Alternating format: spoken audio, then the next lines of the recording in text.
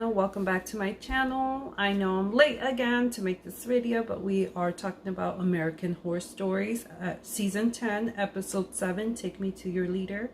We do start the episode in 1954, so way back, and we meet Maria, who is a housewife, and she's cooking. She's really into what she's doing, and she's giving me these Italian vibes, listening to the song That's Amore. I don't think that's what it's called, but you know, the song basically says that. And she has her son Timmy outside in his little car, and she can see him through the window, so she calls out to him and tells him, hey, come in. But he's like, no mom, give me a second. And all of a sudden we see like a sandstorm or tornadoes that are forming, and he's like, mom, and like, you know, like, look at this. But she is still really into what she's doing. She's putting down the silverware when all of a sudden, like, the house starts getting really shaky, and the music player and the clock just goes like AWOL, like crazy. It goes crazy. So she like looks out and calls for Timmy and doesn't see him anymore. So she freaks out and she's looking for him, but she comes back inside and tries to call, like use the phone, and who's on the other line? Little Timmy. And she's like, where are you? So then he's like, mom, don't be scared. And then he just appears at the door, and he tells her, mommy, don't be scared. But she's like on the roof because something, you know, just is making her be on the roof. But he's like, take my hand, mom, don't be scared. So then that scene ends, and then we see the husband coming home, and he's calling out her name, like, Maria, like, I'm so hungry, like, I can eat a horse. I don't think he says that, but he says something along those lines. So she's like levitating off the floor, like she's not, her feet are not completely on the floor, and she's just like, I don't know if her eyes are closed or what it is, but he keeps calling out to her, Maria, Maria. And finally, her eyes open and they turn white, and she makes this really loud screechy noise, and boom, the husband's head blows up. Why? We don't know. Like, I feel like more things could have been done with this scene, but they chose to just blow up the dad's head for some reason. Maybe he's a jerk. Hopefully that was the case, because that was messed up. Like, he's coming home from work and he gets his head blown up.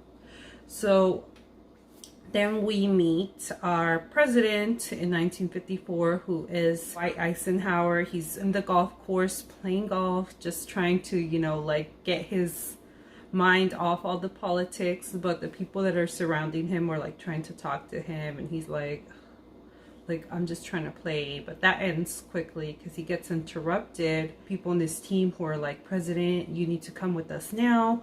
Something happened. Something like landed or something. And he's like, is it the Russians? Is it China or Korea or whatever he says? And they're like, well, you have to come with us. So he leaves that. And then the next scene we get is him packing his bag while Mammy, his wife, is there, played by Sarah Paulson. We love her. And she's just like, what's going on? What are you doing? He tells her, my tooth hurts and I'm gonna go to the base so that they can take a look at me, because if I go to the doctors around here, it'll be like a big commotion.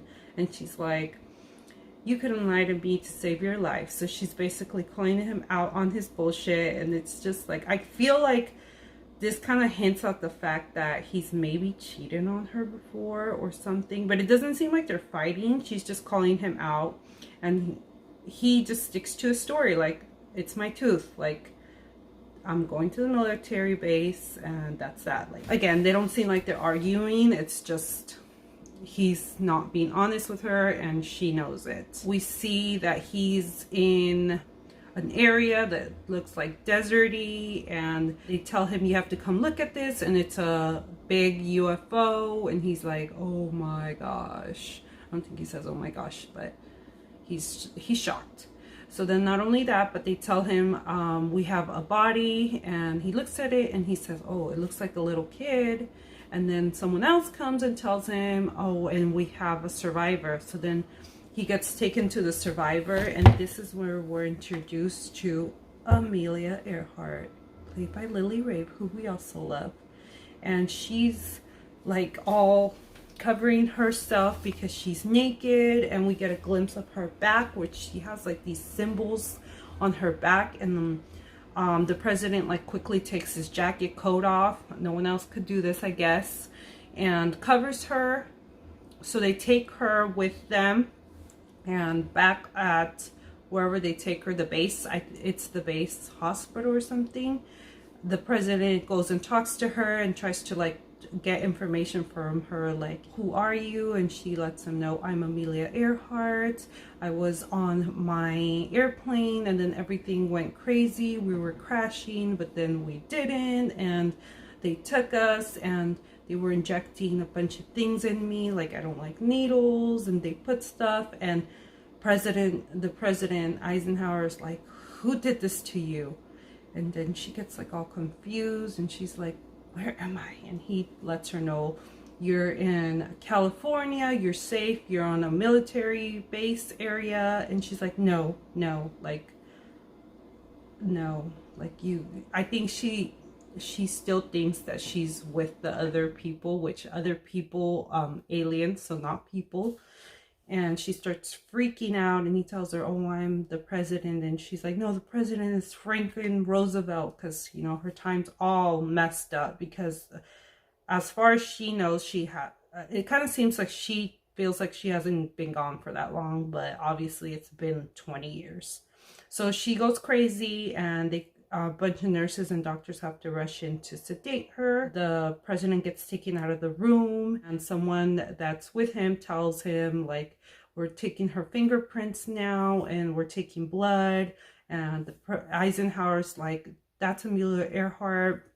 Mammy has a poster of her and I would see it every day. And that's Amelia Earhart. And the person who's talking to, like, if it's Amelia Earhart, she would be 60 now. She's like been missing for 20 years. But they get interrupted by someone else who's trying to take him to go see a dissection that they're going to do on an alien that they caught. But before that, the same person tells Eisenhower, okay, well, also she's 2 months pregnant. So yeah, girl's pregnant. Not only was she missing for like 20 years, 2 decades, she's now pregnant. So they go over to go see the alien. When the stomach's open, it's hollow, like there's nothing in there. And the doctors are just looking in there, and all of a sudden something pops out and goes on one of the doctor's face, and it looks like the face is being suctioned. The other guy tries to help him, the president, and everybody's looking, and the president's like, someone go in there and help him. But when all that happened, the guy that had the thing on his face, his head just whoosh, explodes, and then the other guy's head explodes. So they rush the president out, but all of a sudden everybody's heads are exploding. And then we see Miss Maria back, and she's still off the floor floating. All the people with the president have weapons, so I'm guessing she just senses that that they're gonna attack her, so heads explode everywhere. But then the president is like, hey, everybody put your weapons down. He tries to talk to Maria, who really isn't Maria. She's actually the aliens that are talking through her. And he's like, hey, whatever you want, whatever you are looking for, let's talk and we can come to some type of agreement. We can figure it out. But she like brings him down to earth, and she's like, President, it will be you who will be listening to us. That scene ends, and then we flash forward to the future. We don't know how or what time it is or where in the future. American Horror Stories is super good about telling us what year it is, but they didn't tell us like this time. So we're introduced to 4 friends. So it's Cal, Troy, Jamie, and Kendall. They're all hanging out after a while of being apart from each other. They're here to spend the summer, and we get like a little bit of information of each of them. So we know that Troy and Cal are dating. Kendall, she's like a med student, and her father has cancer, and she recently joined a cult where she was convinced to give up all her electronics because she's also hooking up with the teacher, of course. And then Jamie, who's going through a heartbreak, which I'm like, this isn't like a regular heartbreak. She's heartbroken because she has to break up with a guy that she's allergic. She finds out that she's allergic to his man juice. Like, how often does that happen? Like, I'm not trying to make fun of anybody if they've gone through this, but has anybody ever gone through this? Is this relatable? Let me know in the comments. So they're all hanging out, they're talking about like what they did and stuff, and then all of a sudden they're all on their phone, and Kendall calls them out and says, hey, you know, like don't, you guys are so like dependent on your electronics. Remember when we were kids and we went out to this fun camping trip and we had so much fun? But it's like, girl, like in this time you have to have electronics. Recently I went to go obtain a copy of my son's birth certificate, and I was told that I needed to sign on online. So I had my phone. So if I did not have a phone, I wouldn't be able to do that. And then not only that, once I signed on, they didn't give me like a little paper, like usually like the DMV and like places like this will give you little papers. No, it was all done through your phone. Like they send you a link and then you would get your number through there. So if I didn't have my phone on me, like I wouldn't be able to do any of that. And then also at another office that I went to, I can't remember what it was, they were like, okay, well, we're gonna verify that you are who you are. We're gonna send you a link to your phone and go ahead and give me the code. And if like I didn't have a phone, I wouldn't be able to give them a code. And then what? So everything now is done like a lot of things are done electronically. So come on, Kendall. And you want to be a doctor, girl? Like everything is about technology in the medical field, unless you're going to be one of those like natural healers, which I don't think she's looking to do. So anyway, she convinces them to go on this trip with her where they're all leaving their electronics behind, which is a terrible idea. They go on their little trip and we see that they're having so much fun. The first night, they go out swimming, they go out, you know, doing their little adventures, sleep all in the same tent. But then the next day, when they try to go back to the water area where they were at, they can no longer find it. And what do? They blame Troy. They were like, you know what, you have no sense of direction. And while they're looking for the water, they smell something really foul, and when they look more into it, they see a bunch of cows that are split in half, like split perfectly in half. And the weirder part is that there's absolutely no blood. So Kendall goes and gets closer to one of the cows that's like split, and she's like, everybody's like, it will, like, no, get away, like, don't, you know, let's go. And she's like, no, there's like no blood here. So then she touches the face of one of the cows, and what happens? The eye opens. It's like, how is this possible? Like, you're literally cut in half. You should be dead. And to make matters worse, he moves. They all get freaked out and run out, and to pack all their stuff and get out of the area as soon as possible. But while they were all interested in the cows, there was someone that was peeking, looking at them. So then they're in their truck. We see Cal driving because Troy can't drive since he's an Orthodox Jew, able to do anything with electronics on like Saturdays. And they see like a light that makes all their makes their car completely like not work anymore. It's not working anymore, and everybody's yelling at Cal like, go, go, and he's like, nothing's working. And this light is just so bright, and then they see someone walking towards them, and Jamie has her window down and she's like looking.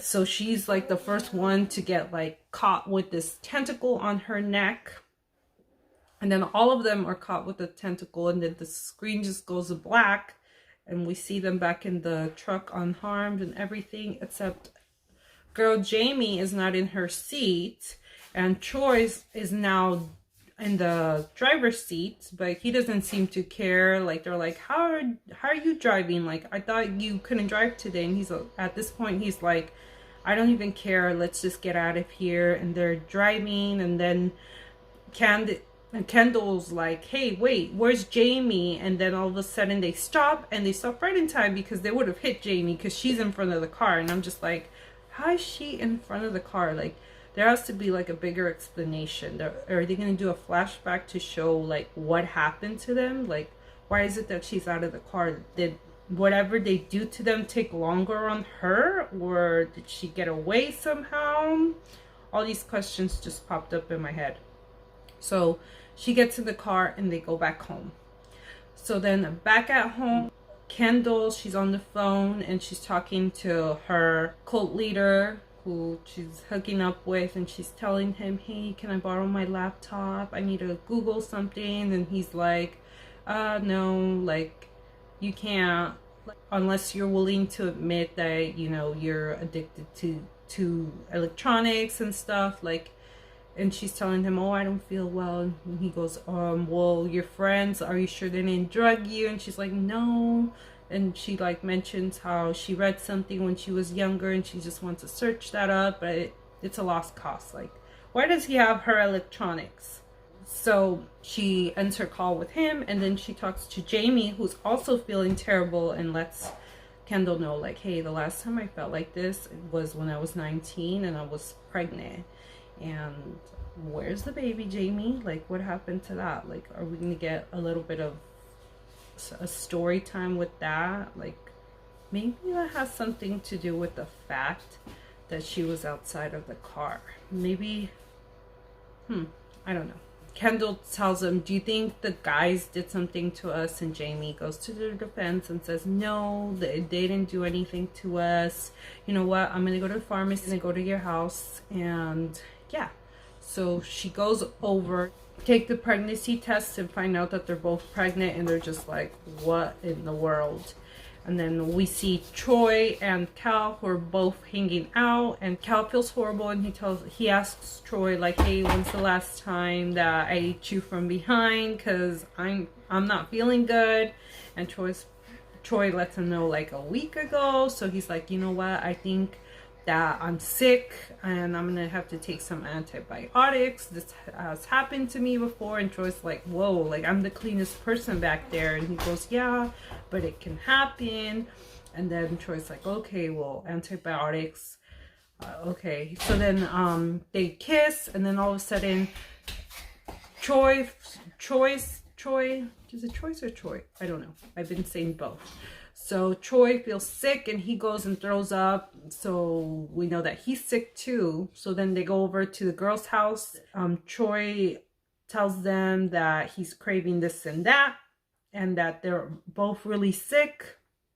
So then Kendall is like, I'm going to need you guys to do something. She gives them 2 big bottles of water and gets them to take pregnancy tests. And this is where we find out that the 4 of them are pregnant. So, what?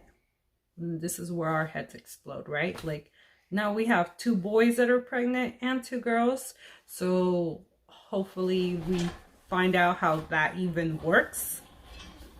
And where they're gonna give birth from. So that's the end of the episode. Leave me your comments down below. Tell me what you thought of this episode. If you liked it, give this video a thumbs up. Subscribe to my channel if you're not already subscribed. I thought it was a good episode, but I just hope that we get more answers in this part of the season. And also, I want to see how it ties all back to Red Tie. So that's it for this video. Thanks for watching, guys. Bye.